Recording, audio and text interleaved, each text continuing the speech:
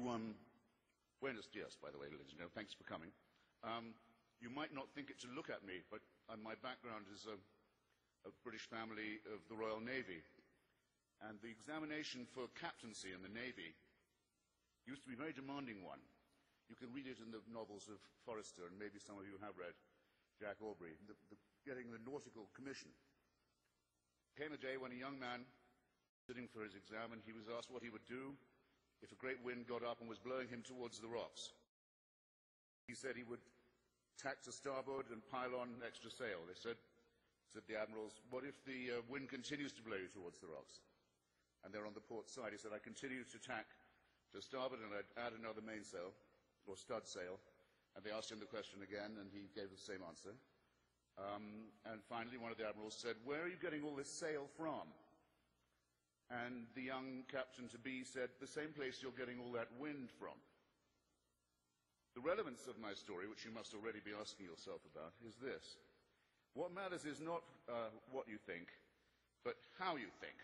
And all the discoveries that have been made and all the enlightenment that's come to us is from the scientific and the philosophical method, not that of a priori assumptions of faith or the belief that wisdom comes from revelation. So now we know what the church used to tell us wasn't possible, which is that we are a primate species produced by evolution on an earth where 99.9% of all species hitherto, I won't say created, that have hitherto appeared, have already become extinct. And now a good number of religious people will now accept that, but it took them a while. And you can see the process by which they try and explain things away and then try and take credit for them. At first it was argued that God had put the fossil bones in the rock so people's faith could be tested. Nice try. Didn't last long. Then the various attempts, which still go on, to try and ban the good news of evolution. And then now many Christians, and some Christian authorities, and some Jewish ones too, say, no, of course it did all happen, and it's amazing to look at the evidence and the extraordinary scope and variety and even beauty of it. In fact, come to think of it, it proves that God must have been even cleverer than we thought. Now you'll notice that there's something completely useless about this argument. It doesn't teach you anything, and it cannot be falsified. And an argument that supposedly explains everything invariably explains nothing at all. The physicist who discovered the Big Bang, I'm moving from evolution now, was actually a Catholic priest in holy orders and a professor at the University of Louvain. And after his quarrel with Einstein about general relativity and his hypothesis of the Big Bang, he went to the Pope and he said, look, this is how I think everything began. In fact, I think it's a sure thing.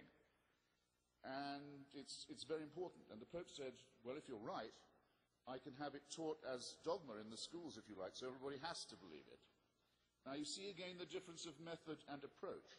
That wouldn't have been a gain for the theory of relativity or for the study of physics, to have it preached as revealed truth. We still don't know a great deal about what happened in the first instance of our cosmos. We still don't know quite how the quantum works. We know it does, we don't quite know why. And therefore, I'm going to argue in the time I have that the late, great Stephen Jay Gould, a non-believer, was wrong when he said that religion and science can be made compatible. I'm very glad that there's a counter up there. I wish you could keep your eye on it as well. Every single second, a sun, a star, like our own, the equivalent of our own, blows up and goes out. That happens every second, okay? If I keep to time, see if you can imagine this. Our brains aren't really constructed to imagine it very well. If I keep to my time, 540 great stars and suns will have vanished from the cosmos. It's a sobering thought. We're fortunate in being around to observe the continuing effects of the Big Bang and the mass destruction that it's unleashed.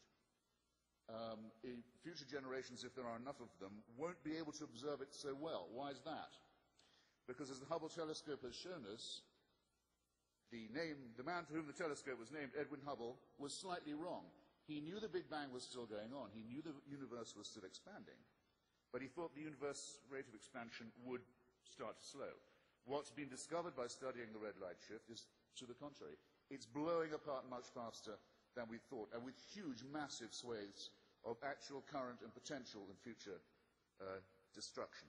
Soon, two galaxies, you can already see it in the night sky. You can see the future in the sky already, not as a vision, not as a revelation, not as an omen or a portent. You can see the Andromeda galaxy coming towards you. The collision between our galaxy and Andromeda is a certainty. It's inscribed in all the laws of physics. We know it's coming. It'll destroy some stars, but it'll probably succeed in making an amalgamation. May even become the only remaining galaxy. See if you think that religion helps you in considering that very real and important fact. A little while before this momentous event, I'm sorry to have to report, our own star will be disqualified from taking part in the grand merger because it, along with the 540 suns that will be lost to us in the course of my remarks, will blow up and swell up and burn out, and joining its 540 predecessors.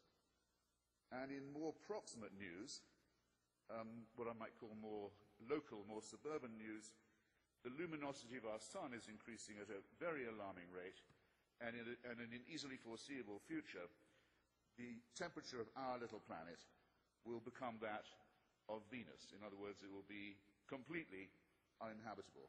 And that will be a small, but obviously to us very interesting development, and it will complete a grand slam.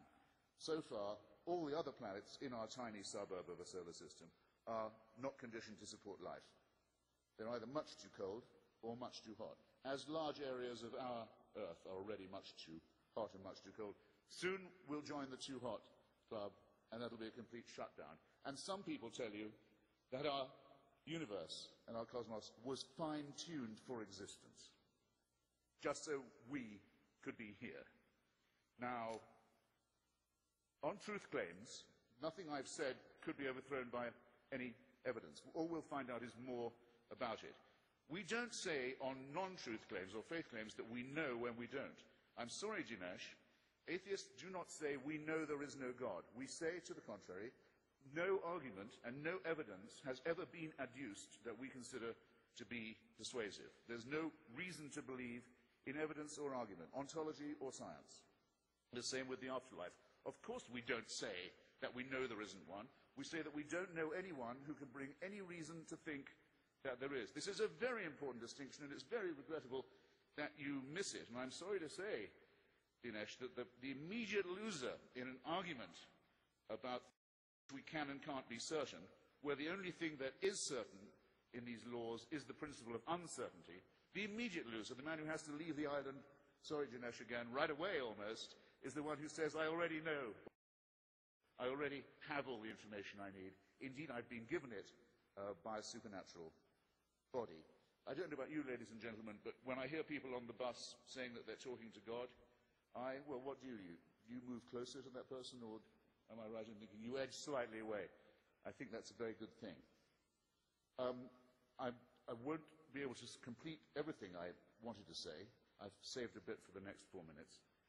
The argument that some finally adduce against the laws of physics and the heat death of our universe is, well, don't spread the news because it would lead people to despair. I don't want anyone to despair. We have a number of consolations. We have our own solidarity, we have love, we have literature, we have our duties to each other. What leads to despair is to live the only life one has, being told what to do by despots and crackpots and pseudoscientists who claim the right to order us around in the name of God. Humanity has to outgrow and transcend that oldest of all the tyrannies. Thank you very much.